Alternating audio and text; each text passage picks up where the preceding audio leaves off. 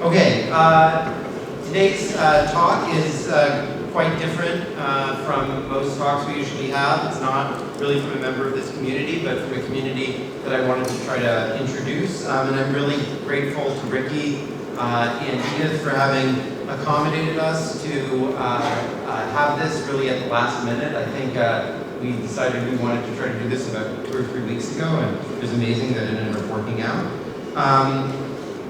So it's also a real honor to be able to introduce Vitalik. He's really one of the most remarkable people that I've ever met. As I started to engage with the blockchain community, I learned of Vitalik's status as a founder of Ethereum actually quite late in my interactions with him. It was initially just an intellectual interaction. But obviously his sort of wealth and standing at a young age make him something of a demigod for many of his followers. And that feeling is not without basis. An important part of the reason that I suggested having Vitalik give this talk is that I think interactions between the Ethereum space and the economics of computation world really has a tremendous potential, not just to be useful in sort of direct ways to the blockchain community, but really to push the economics of computation community to think bigger and aspire to more. Folks within the Ethereum world really have an ambition of remaking the structure of society in a way that I think is exciting and appealing. And I think mechanism design has a lot to say to that, and that interaction has the capacity of encouraging us all to see what more we can do to build a more just society rather than just, say, make auctions for tech companies enrich them more effectively. And at the same time, I think for the blockchain world, they have a huge number of governance and other issues internally on which members of that community are trying to gain expertise, but which they're not natively expert. And I think that we have a lot to add there. But I do have to say that when I was first interacting with Vitalik, on a personal level, the messianic treatment of him made me quite skeptical of him initially. But what really impressed me about him were different qualities than that. He has really an insatiable thirst for knowledge, an ability to think independently and ambitiously and to teach himself difficult and important ideas. I can often describe him as one of the best economists that I know, despite the fact that he's 24 and has never formally studied economics. He's also one of the most insightful and original collaborators that I've ever worked with. Yet what impresses me most about him is really how thoroughly his personality undermines the negative stereotypes we would naturally have of him based on sort of the position that he's been thrust into so early in life. Everything in his life so far has a tendency, and I know many people who've gone through similar things, so empirical observation supports this as well, to produce egomania and an interest in talking up the value of Ethereum and otherwise defending his sort of reputation and wealth. And yet, in fact, he's one of the most self-critical, reflective, modest, thoughtful, courageous, and empathetic people I've actually ever met in the tech world. And it's those traits, more than any others, that make me really happy to welcome Vitalik Buterin to give this keynote talk.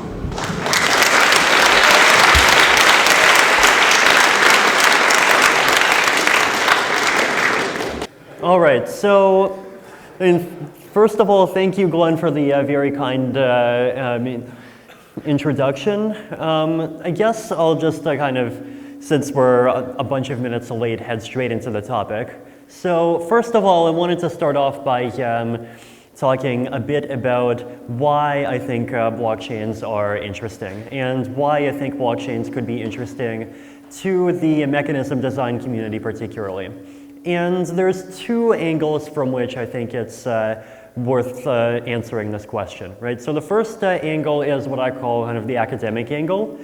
And here the answer is fairly simple, right? So blockchains are interesting because they are this very new and kind of very pure playground, this very unique environment for implementing applications that run on economic incentives, experimenting with different market designs, experimenting with different auction designs, trying to... I'm going to recommend that you turn that one off and that you use this handheld mic because we're getting some sort of feedback. Okay. Okay. Can people hear me? Okay. Implementing applications that run on economic incentives, experimenting with different market designs, implementing auction designs, implementing various kind of economic incentive-based constructions for in all sorts of different areas, whether that's trading digital assets, whether it's spam prevention, whether it's creating decentralized DNS systems, whether it's allocating different kinds of scarce resources. And on a blockchain, and with smart contracts, it becomes very easy to just create a mechanism with whatever rules you want, spin it up, publish a smart contract to the chain, and people can interact with it pretty much immediately. Right, so blockchains provide the financial infrastructure, they provide the enforcement infrastructure, they provide most of the infrastructure for kind of creating and playing with, implementing, deploying different kinds of mechanisms just by themselves for free. On top of this, blockchains also provide a community with a large amount of existing interest and enthusiasm for a lot of these subjects. Right, so like even cryptocurrency by itself, like I think people in the community recognize that it's interesting precisely because of the way that it manages to use economic incentives to run the blockchain, which in turn allows the blockchain itself to be this fully permissionless and open network that's run entirely by a set of people from anywhere around the world that anyone is free to join and to participate in, and that operates without requiring any kind of central root of trust.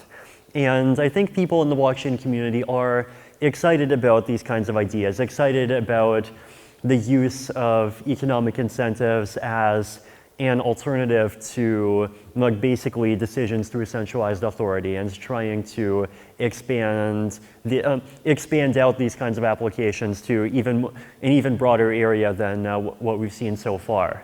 Mechanisms on blockchains are just very easy to test, very easy to deploy, very easy to play around with, and you have this kind of set of thousands of people that are just excited to basically throw $15 of Ether in and just start trying sending transactions and playing around with it.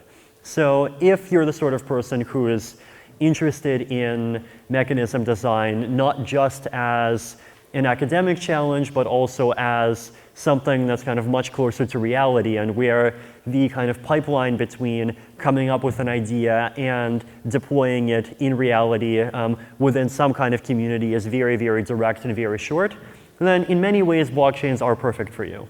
Right? So this is the first part of my answer. The second, and in many ways even more interesting part of my answer is the social reasons.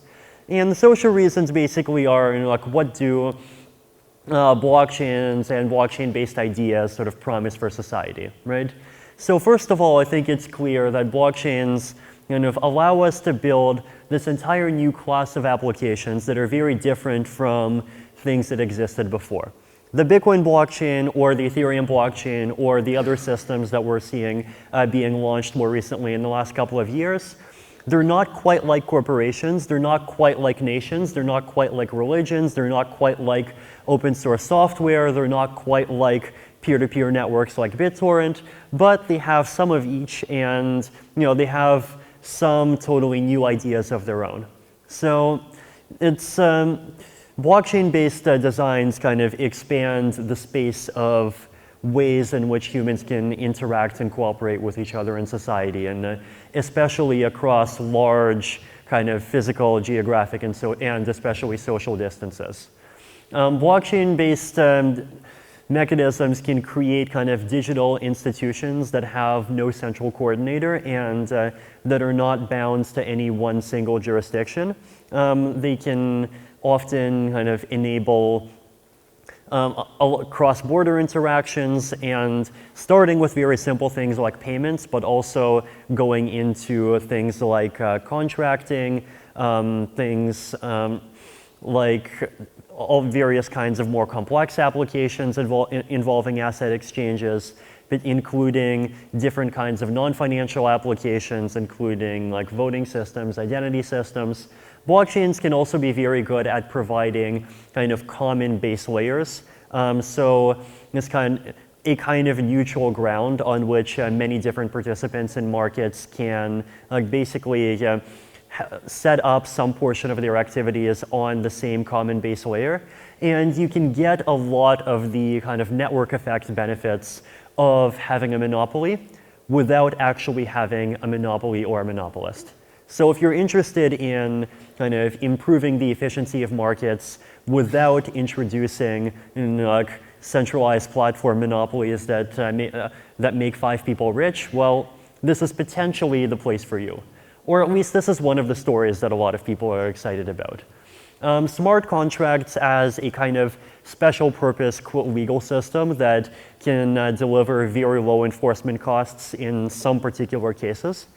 So especially in situations where you want to outsource and pay for some kinds of work where the work product is kind of very easy to automatically verify, then this is the sort of thing that smart contracts could potentially do as well, right? So in general, like basically blockchains offer the possibility to kind of expand the opportunities for human collaboration, and especially expands them in a way that gets a lot of the benefits of and economic gains of platform monopolies without the very obvious political risks and economic deadweight losses of monopolies that everyone here is extremely familiar with.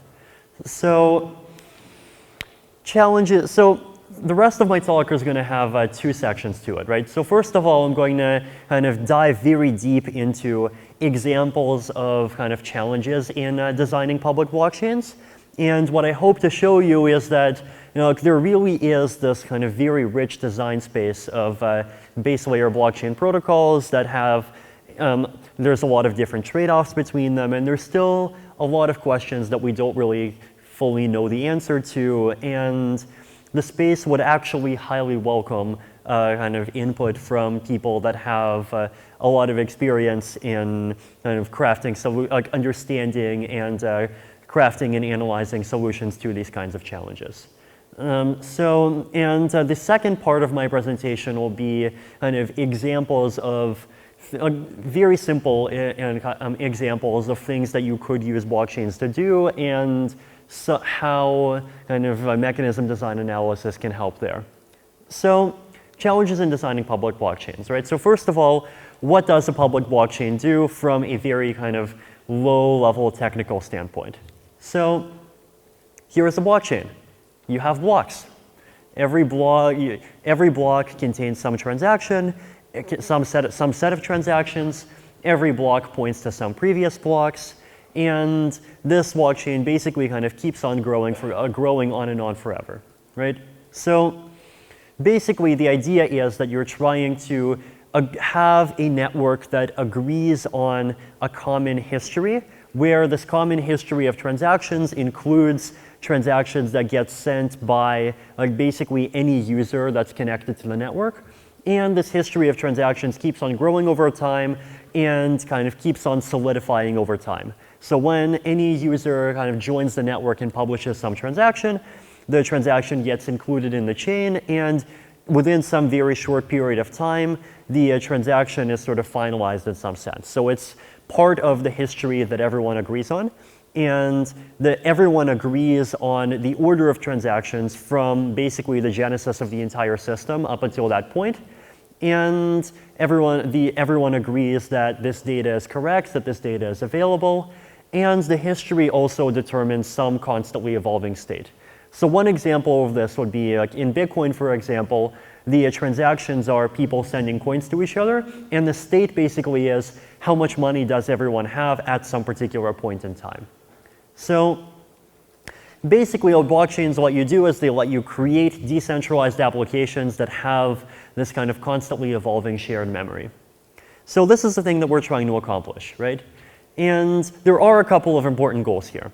So the first goal is we want to be decentralized, right? So the purpose of these systems is to basically create a way of a kind of platform which people can interact on that is not subject to the whims of any particular central operator, any particular jurisdiction, any particular corporation, whatever, right? Or even any particular kind of physical software that's running in some particular data center that might get taken out by a storm, taken out by an explosive, or taken out by some kind of hacker cyber attack.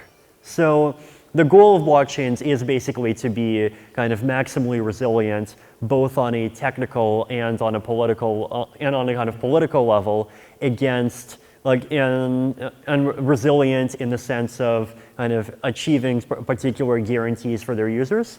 And decentralization is an important way that blockchains achieve this property. So Leslie Lamport in 1982 published this paper on what he called the Byzantine generals problem, which basically launched the kind of field of the academic field of distributed consensus as it's existed since the 1980s and 1990s. And the story behind the Byzantine generals problem is this. Suppose that you have n armies, so could be 2 armies, could be 4 armies, could be 49 armies, whatever. And you have n armies that are all surrounding some city. And these n armies want to coordinate an attack on that city. And you have 2 challenges, right? So first of all, the thing that you're trying to achieve is that you want all of these armies to basically agree so they attack the city at the same time. If they attack the city at the same time, they win. If half of them attack the city first and half of them attack the city later, then there's enough defenders of the city that they can just kind of kill the first army and then kind of bring their army back to the other side and kill the second army. So if the attack is coordinated, it succeeds. If the attack is not coordinated, it fails. Your challenges are, first of all, the communication between the different armies is highly imperfect, right? An army can send a messenger to another city, but the problem is that as soon as a messenger leaves the army and starts running from one army to another army, then the defenders of the city could just send out a guy on horseback and basically shoot the messenger with an arrow. This is your first problem, right? So you have kind of noisy communication channels. There might be rain, you might have delays.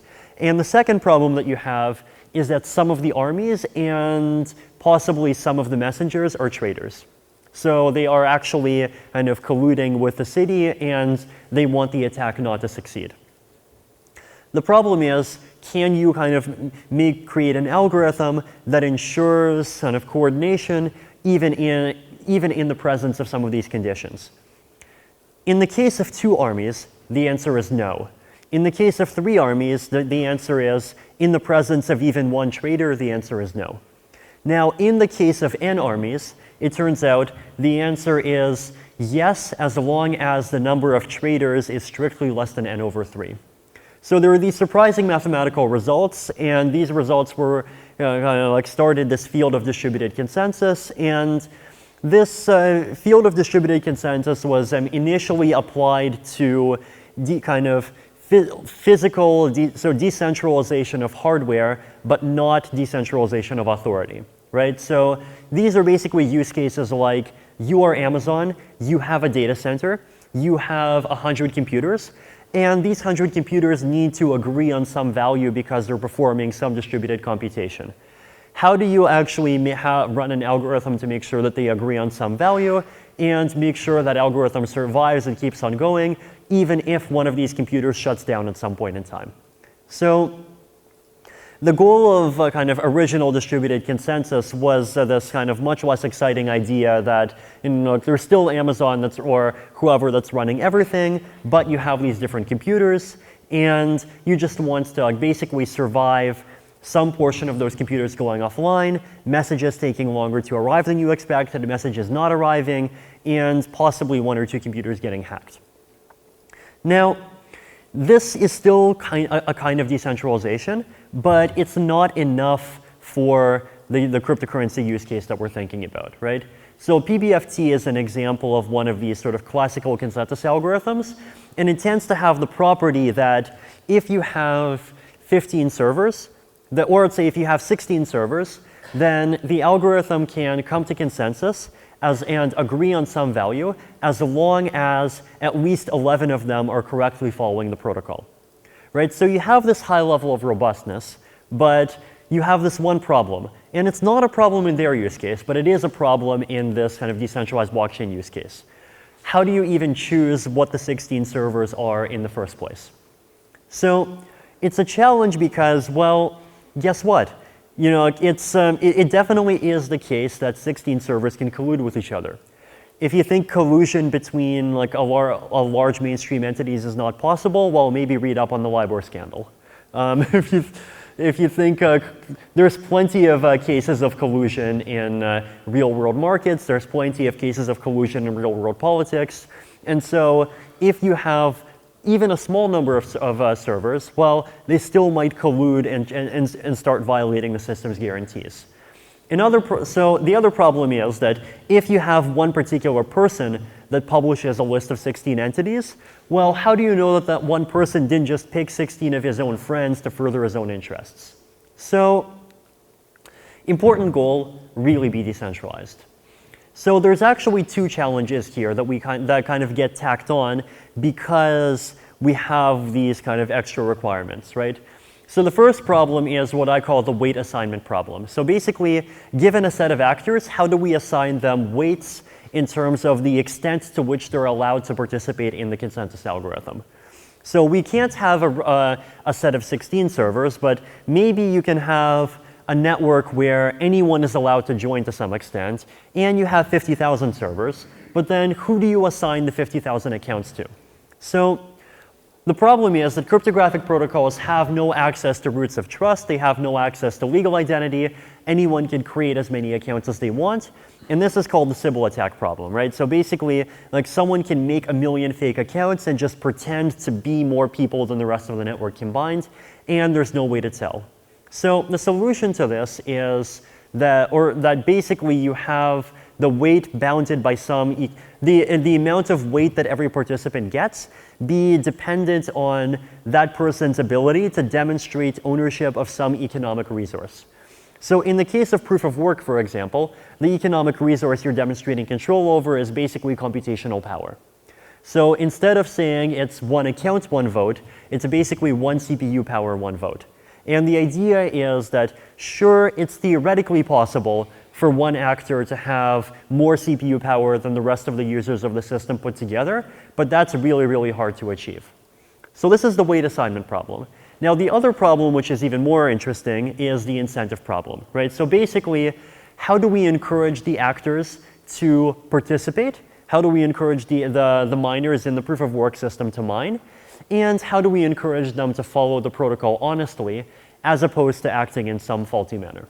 So because these are fully open permissionless networks, you have basically no control over who gets to participate, right?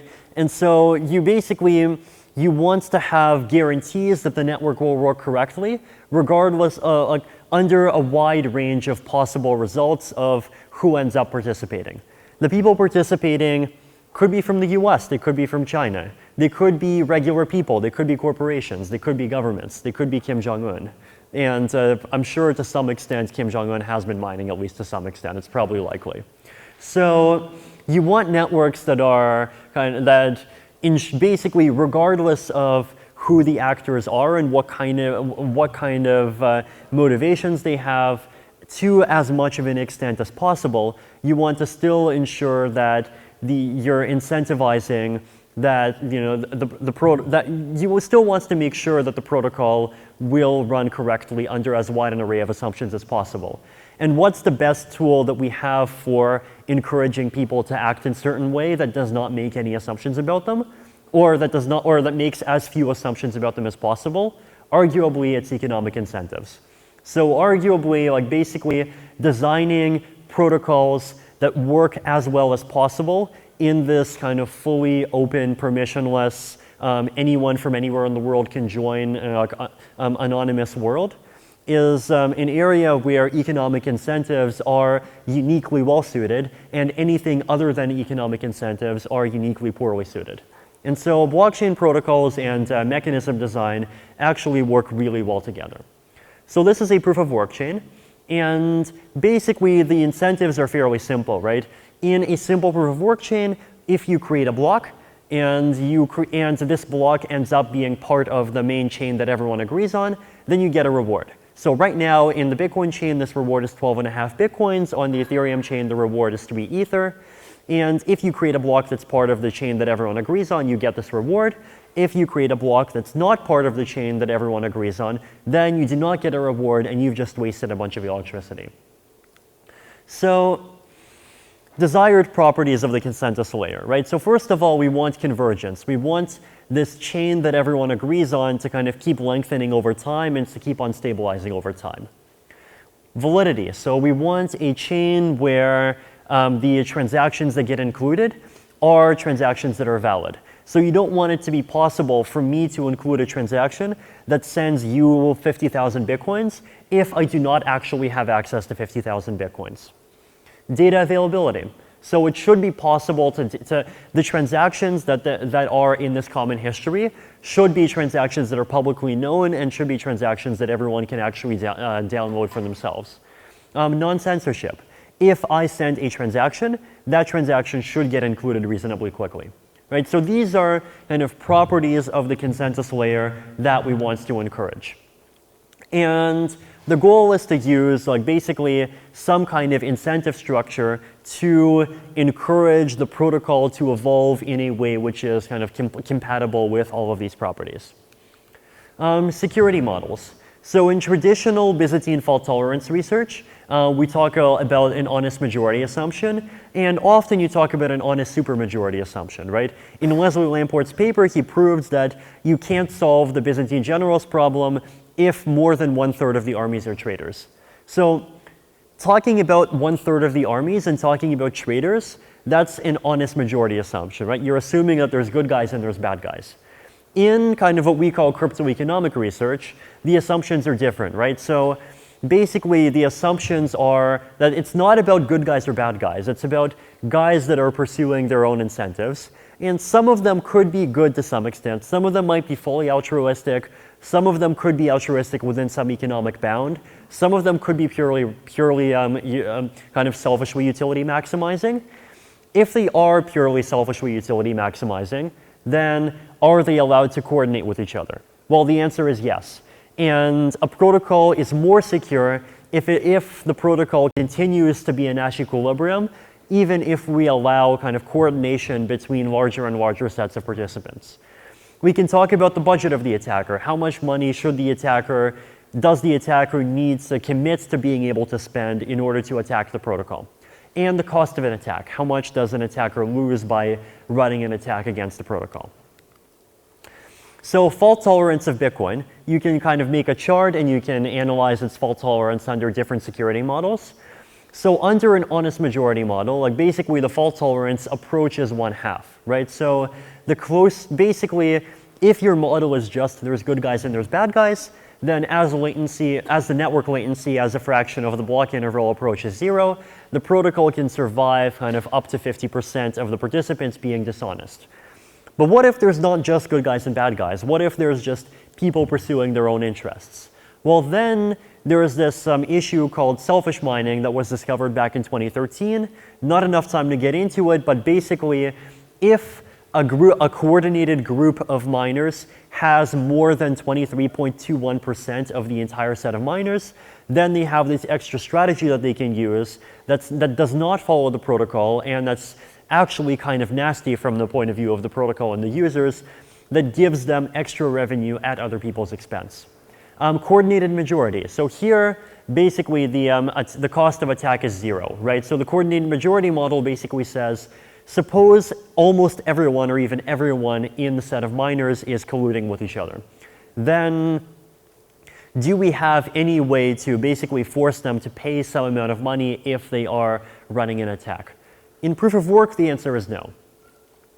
bribing attackers. So this is basically, imagine if you have an attacker who has the ability to basically make conditional payouts to the other participants, where those conditional payouts are dependent on the other participants' activity. And so the attacker's goal is to basically change other participants' payout structure in order to break the equilibrium and try to kind of institute some other equilibrium that the attacker wants.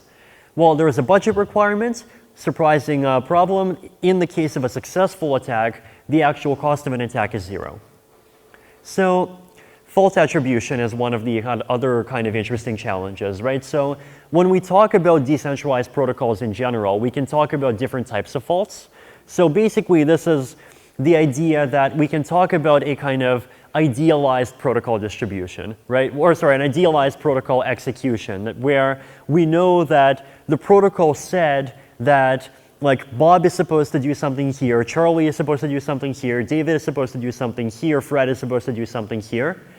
And we can talk about like what are the different categories of ways in which each of the participants can deviate from what they're supposed to do. And we've basically kind of come up with this characterization that says that there's 5 kinds of faults. So the first kind of fault is what I call outbound message omission. So if, for example, you have a protocol where people are supposed to vote and other people are supposed to record the votes, then this is basically saying, well, I'm not going to vote. Well, how do you discourage that? Well, you could be like the Australian government and you can fine people who don't vote, right? But then the problem is, well, there's another kind of fault. Inbound message omission. This is basically if you're part of a protocol or if you're someone who's collecting votes, then you could try to censor some people's votes. You could try to claim, if you see some votes and if you see that those votes are for some candidate you don't like, you can just say, la la la, I can't hear you. And this is one way that you can be faulty. Equivocation. I vote A, I vote B. And so equivocation basically means kind of doing things that follow the protocol in isolation, but that represent a violation of the protocol when taken together, right? And then there is invalid message faults, which is doing things that are just totally do not represent any valid execution of the protocol that's possible whatsoever. I vote Harambe. So one of the interesting challenges, this kind of limitations to fault attributability, is speaker-listener fault equivalence. So the idea here basically is that let's suppose that you have this voting protocol and everyone is supposed to vote, and at the end of the day you realize that, wait, Fred's vote is not part of the is not part of the list of votes that was aggregated. Well, the problem is that there's 2 ways that this could have happened. One of them is Fred could have not voted. The other one is the person collecting the votes could have censored Fred. And from the point of view of any third party other than Fred and the vote collector, these 2 cases are exactly indistinguishable. So what this means is that there are many situations where we can't tell which one of 2 people is guilty. And this poses a problem for basically incentivization because, well, if this happens, if you have a fault of protocol execution that could have resulted because of a fault of Fred or a fault of the vote collector, well, who do you punish? And ultimately, if you want to make attacking the protocol expensive, you have to punish both.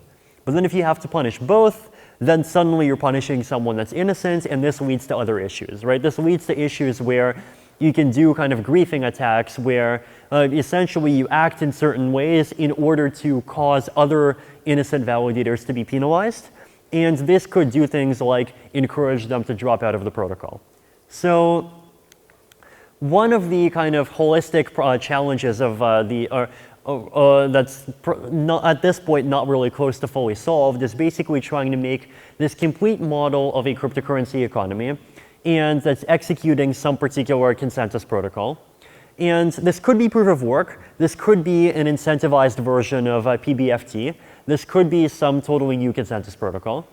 And to basically make a complete model that includes the different actors, the possibility of kind of free entry, the possibility of exit, the possibility of mining, the possibility of not mining, the possibility of becoming a validator, the possibility of acting honestly or dishonestly inside the protocol in various ways, and taking all of these factors and taking like multi-step games into consideration, try to basically maximize the cost of an attack.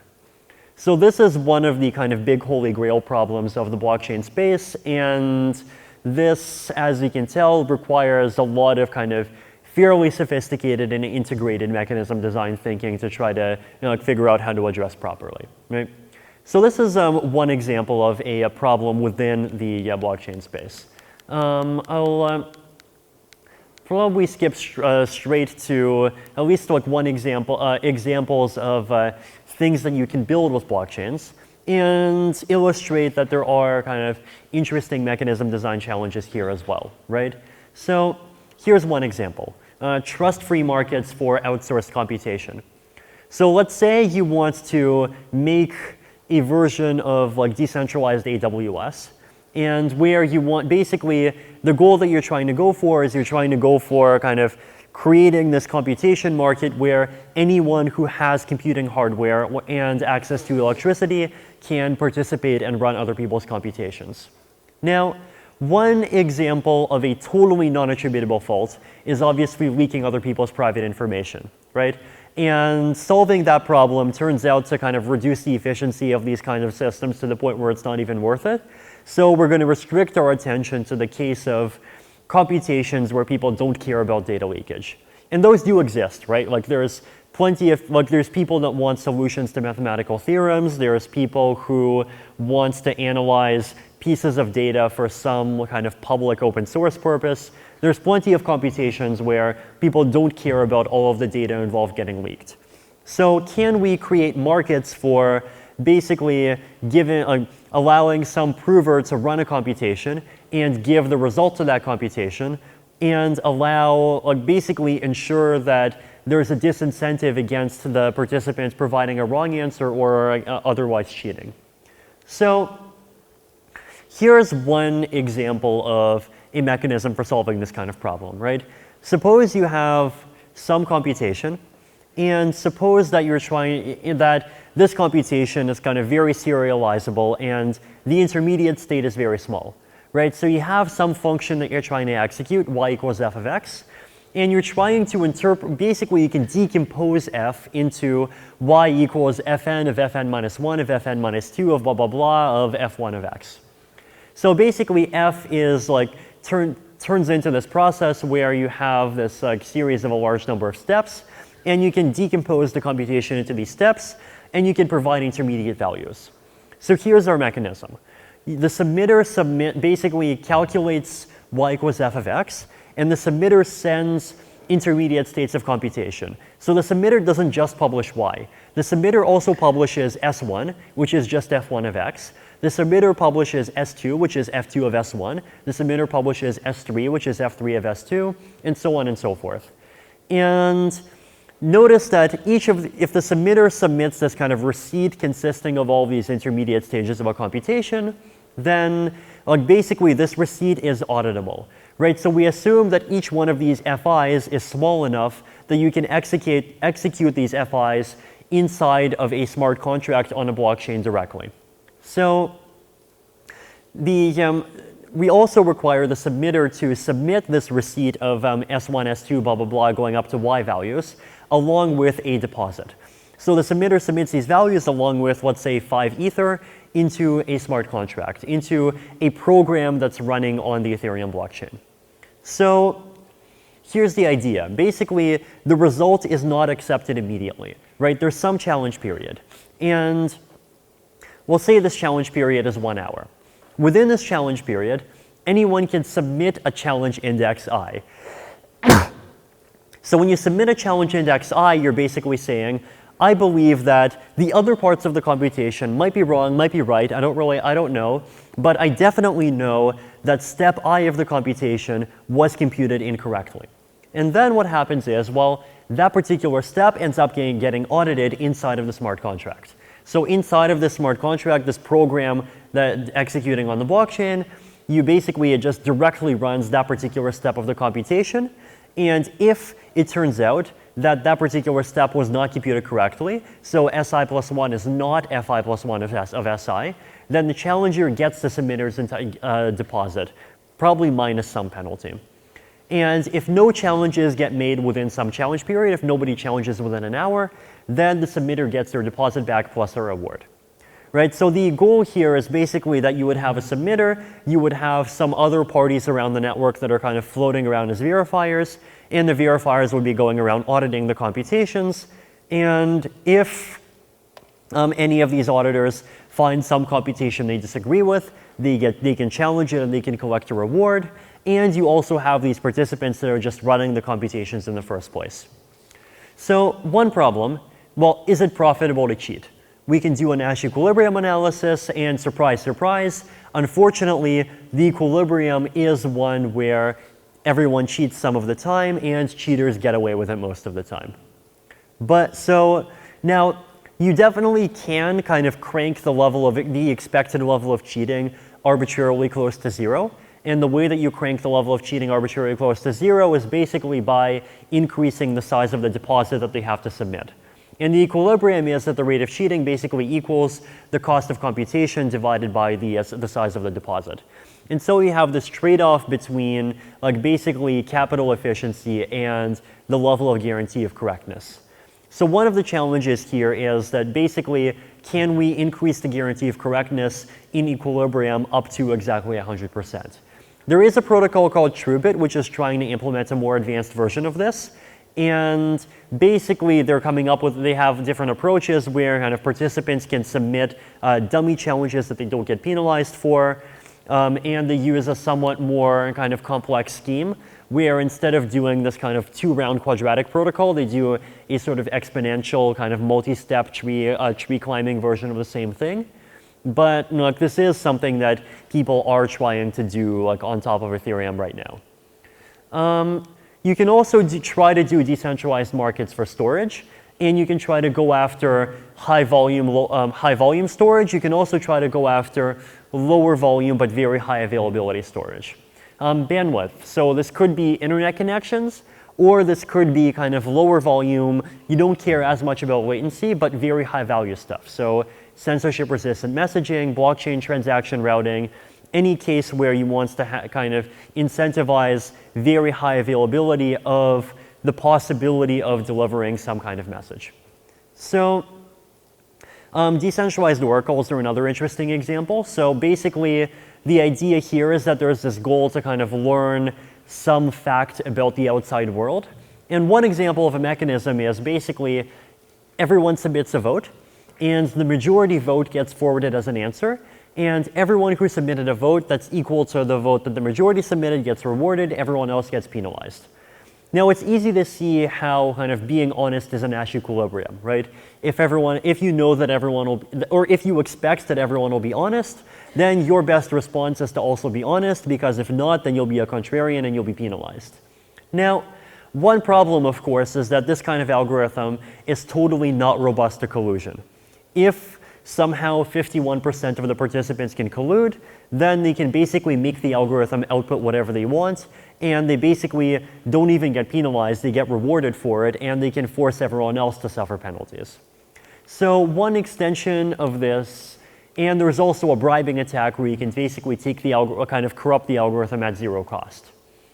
One interesting extension to this is this kind of idea that sometimes gets called subjectivocracy. There's a researcher named Edmund Edgar who's working on this kind of design where basically you have a similar mechanism, but instead of the mechanism being denominated in an existing currency or an existing cryptocurrency like ETH, you basically issue a dedicated new token that's specific to this particular mechanism. And in the case of a controversial decision between A and B, like basically the token gets split into 2 mirror universes. In one universe, basically you have 2 versions of the token. In one version of the universe, basically everyone who voted for A gets rewarded, everyone who voted for B gets penalized. In the other version, everyone who voted for B gets rewarded, everyone who voted for A gets penalized. And the market can basically separately value these 2 tokens. And the theory behind this is basically that the market values kind of the version of this application where the token holders that are more likely to give answers that are true have a larger say. And so if one of the values is obviously true from the point of view of market participants, then the universe that implements that particular version is the one whose tokens will have higher value, right? So basically, this is one possible way to kind of implement a similar design, but have it be more resistant to certain kinds of 51% attacks, because it's this kind of further away thing called the market deciding, and not this mechanism where like basically people are voting directly. So these are kind of, now one other interesting problem that I'd wanted to probably get into briefly is basically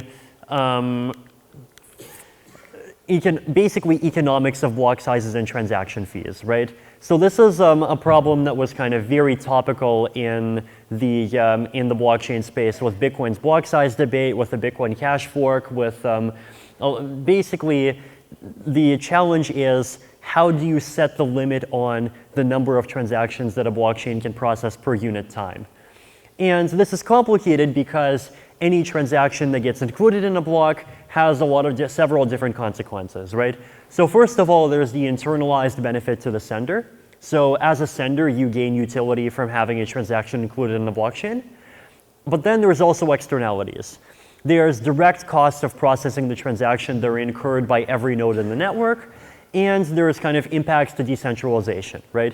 If the blockchain gets very big, and if it starts processing a lot of transactions, then some of the nodes are going to stop being able to handle all of the transactions, and they're going to drop out. And if you reduce the number of nodes in the network, then this makes the network more centralized, and this is kind of a political externality, because in the extreme, if you go down all the way down to one node, then you've basically just reinvented something like PayPal, and probably a more expensive version of PayPal. So, you know, if you basically, to the extent that users care about the network being decentralized, every transaction is this kind of political externality to the network, right? So you have these kind of complicated externalities, and the job of the protocol designer is to basically kind of set the supply curve, right? So basically, the simple version of this is the protocol designer sets the limit on the number of transactions that can make it into one particular block. The more complex version is the protocol designer could say, well, we're not going to set a hard limit. Instead, we're going to say, oh, well, because there's an externality, we're going to charge a fee for that externality. And instead of having a hard limit, you have this protocol that says, well, in order to get a transaction included, the person sending the transaction or the person including the transaction has to pay a fee of, say, 15 coins, and this fee basically just gets burned. And this is, you know, a Pigovian tax. It's another kind of very well-known way of kind of pricing externalities. And then you have this very difficult and thorny question of, like, basically, which one is optimal, right? Do you want to set a price, or do you want to set a quantity limit? And then this gets into all these issues of, like, the correct policy actually depends on a lot of kind of very fine-grained properties of, like, what does the social cost curve look like, what does the demand curve look like, and these are issues that in many cases haven't really been fully solved, right? So I guess to summarize, right, I feel like blockchains are interesting, at least I feel, to the mechanism design community in two ways. One of them is that they are a platform on top of which you really can much more easily build mechanisms and, like, build kind of economic incentive-based solutions to all sorts of problems in the economy and in wider society. And blockchains and smart contracts are in many ways this kind of close to ideal platform for implementing, very quickly testing, very quickly rolling out and deploying all of these different kinds of ideas, right? Basically, like, you can just write up your mechanism and your rules, your rewards, your penalties, your incentives in a piece of code, write up the code, compile it, publish it on the blockchain, and, like, basically, you know, if you don't care about making sure that your code is bug-free or security, you can get it published, you can finish all the entire process in less than half an hour. If you do care about security, obviously it becomes more complicated, but even still, right, like, it's not like you have to go through this, basically the path from having an idea to implement to kind of rolling out and executing the idea is still substantially faster. And especially at smaller scales, it is substantially easier to kind of play around with them and experiment with different ideas. And there is this community of people that is very excited about using all of these mechanism design ideas to have better systems for, create better markets for trading tokens, to have better auction mechanisms, to have more optimized designs for things like decentralized DNS systems, possibly property rights and property transfer systems inside of virtual environments. Things like using market designs for spam filtering, for content curation, for ratings and reputations, for potentially for kind of governance of different kinds of mechanisms. So there are a lot of things that you can build on top of a blockchain substantially more easily than you could build before with kind of traditional mechanisms, especially if you are just a lowly student and not someone already in charge of $1 billion corporation or government. The second reason why I think these things are interesting, the blockchain space is interesting, is because there are so many of these still not fully solved problems that I feel could be solved substantially more quickly if people from who have experience in these mechanism design challenges could basically help and kind of bring their expertise and ideas to the table. Because ultimately, a lot of people on the cryptocurrency side are basically professional armchair economists, and one of the challenges of armchair economists is that it's very easy to just first of all, you get the broadness, but there's a lot of things that there's a lot of kind of very specialized ideas that you end up missing. And second, it just becomes very easy to kind of miss a lot of very good ideas that have actually been developed, like 10 or 20 years ago in this space. And so, one of the reasons why I came here is because I want to kind of try to foster and create more collaboration between people who are closer to kind of actually building and putting these systems into production, and people who have the expertise to be able to shape how these systems work and make them work better before the protocols become ossified in the same way that TCP/IP is, regardless of how optimal or terrible they are in practice.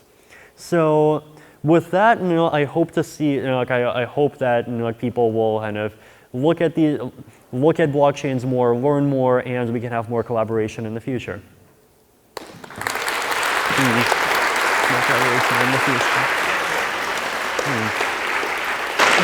I'm trying to say a couple things. So first of all, Vitalik's going to be around for the rest of the week, and I hope many of you will talk to him. There's also several other people from the Ethereum Foundation here. Phil, Carl, Vlad may not be here, and Nate. So anyways, please talk to them. Second of all, I think we'll take some questions after this, but before we go, maybe I'll just take 1 or 2 questions from the audience for Vitalik, if that's okay. We're running a little over, but if anyone wants to ask a question, please raise your hand.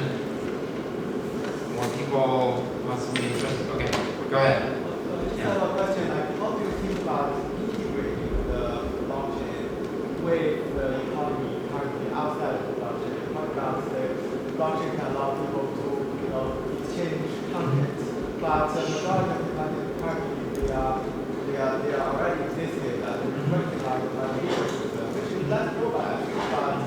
But how do you integrate the information with the current ecosystem?